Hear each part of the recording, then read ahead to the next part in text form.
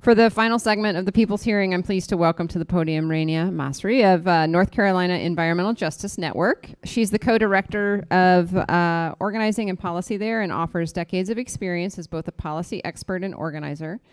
I think she has the hardest job of anyone today because she's got to summarize and synthesize all that she's heard and kind of give us a little summary back to us and just kind of close us out. So you're on the home stretch. Take us home. Thank you.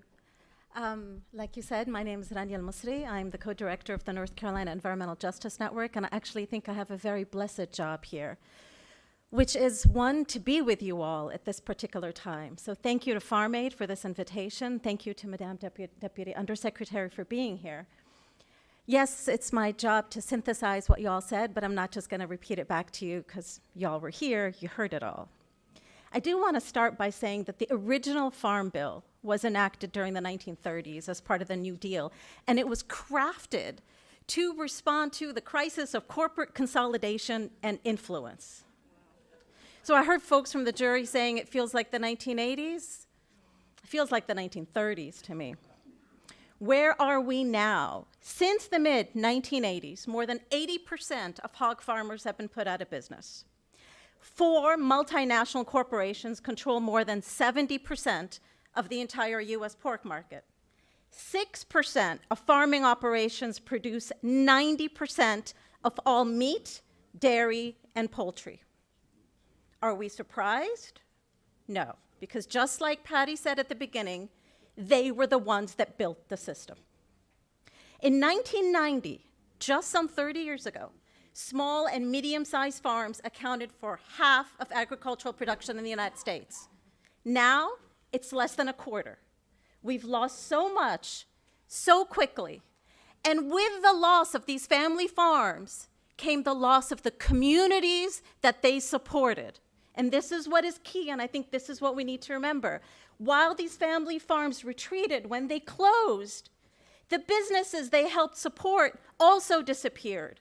The local seed and equipment suppliers also disappeared. The local vets also disappeared. Shops, restaurants, and doctors and clinics also disappeared. We have county upon county in North Carolina that now have to drive more than the golden hour to even get to a basic clinic. And don't get me started that they can't even afford the health care that they can't even access. A community of owners, of farmers, have become serfs on the land. Serfs on the land. If you want to work on a farm, you have to work for them. They will give us a job, and you're going to be working on their terms. They control everything, and yet they have the audacity to call factory farms farms. It's industrial agriculture. It's not farming. And all the while, and this is what's an additional really key. All the while, the quality of the food has decreased. The nutritional quality of the food has decreased 30 to 40%, while the land, the water, and the air gets more polluted. And they talk about laws, state laws, such as the Orwellian-named right to farm laws, were changed to protect these industries rather than to protect the family farms and the communities. When we win legislation, they change the law. This is where we are right now. Since the last Farm Bill in 2018, the cost to feed a family of 4, barely feed a family of 4, has increased 51%, while top meat and poultry and companies have taken in skyrocketing profits. I personally would love to see our farmers do what we are seeing our comrades at the United Auto Workers do. I would love to see that happen. Solutions have been presented here. No one in Congress can claim, sorry, we didn't know there was an alternative to the Farm Bill. Sorry, we didn't know there was an alternative to protecting industries, because you all have showed them the way. They have chosen not to listen. Confronting corporate power in the Farm Bill, what do we need? You all have stated it. Include mandatory country of origin labeling for beef. We say that we live in a country of free speech, but how come we don't get access to the information that is necessary for us to make the decisions? You all have said it, stronger packers and stockyard rules. And stop promoting methane digesters. Stop greenwashing the methane biodigesters. This is not a solution for climate change. Stop funding them with taxpayers through the Inflation Reduction Act. Stop pretending that these biodigesters actually support BIPAC communities because they happen to be in BIPAC communities, which is what's happening. We need a farm bill that stops mega mergers. Decades of lax antitrust enforcement have created a food system defined by consolidation. We've heard a gentleman said earlier that, we can't fight the antitrust because the powers that be in Congress think it's efficient, they think it's cheaper. The question is, cheaper for who? Cheaper for who? Because it's not cheaper for the people, it's not cheaper for the land, it's not cheaper for the animals, it's not cheaper for our future, it's just cheaper for the pockets of the shareholders in those 4 companies. You have presented solutions on climate change, on climate science and environmental justice. The climate crisis is here. We're no longer talking about it like we were in the 80s, that it's coming. It is here.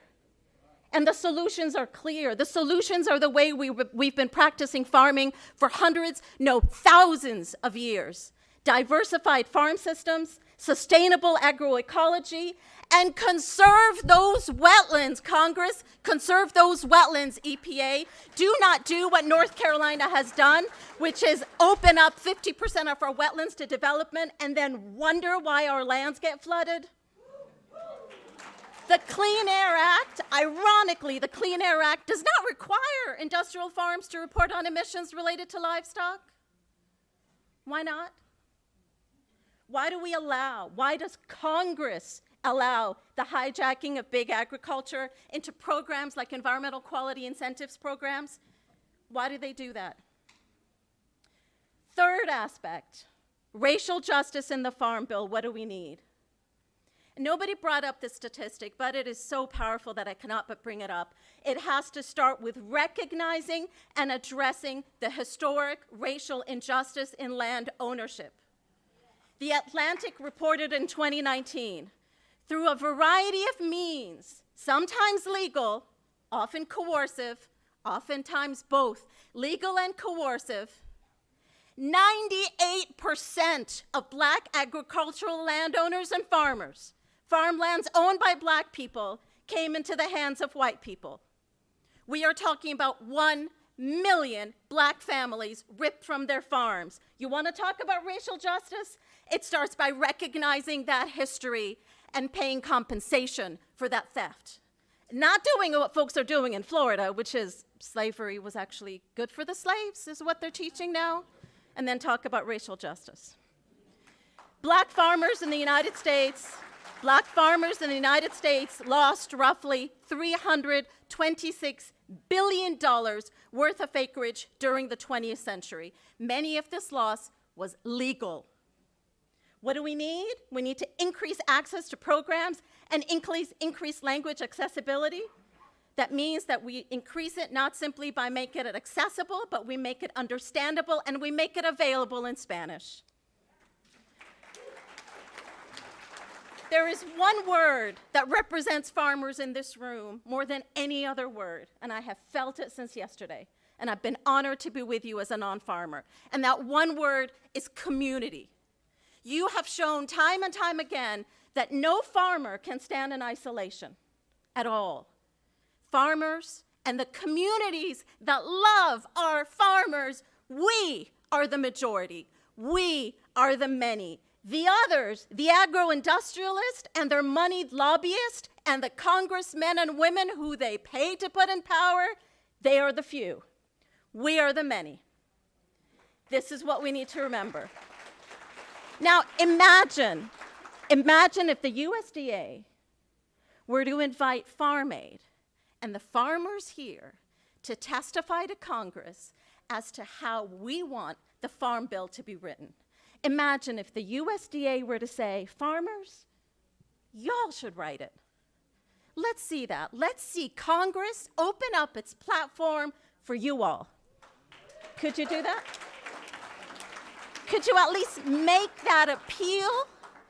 This is how we center equity, by centering your place at the table. Our people, just like Rosa Saavedra said, our people have been made invisible through laws. And when you make us invisible, you make us disposable. And our people are not disposable. No people is disposable. Our lands are not sacrifice zones for them to throw their CAFOs and their oil pipelines into them. No land should be a sacrifice zone. What kind of an economic system do we need to build that rejects the very concept of disposability and sacrifice zones? That is what we need to put forward. That is what we need to have the courage of imagination, so that we take that imagination to Congress and we tell them that is the America we want to live in. That is the democracy we want, and not the America of industrial corporations that purchase their congressmen. That is the America we want to live in. And because this farm bill has global reach, and because we know that a lot of these multinational corporations also have global reach, that Smithfield, purchased by the Chinese because the environmental regulations in China are more stringent than those in North Carolina, they take the model in North Carolina and they're taking it to Bolivia. So we know, as farmers in the communities that love the farmers, that the world is our backyard. So we want to ask, what kind of world do we want to build? A world in which the path is the path of humanity, the path of community, the path of humility towards the earth, or the path of corporate, destructive, capitalistic greed? I think we have made our voices very clear today. And let's remember, we're not fighting the laws of thermodynamics.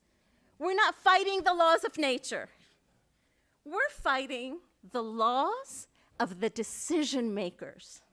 So we have the courage to break free from those laws and to break free from those decision makers by voting other people into office. Thank you.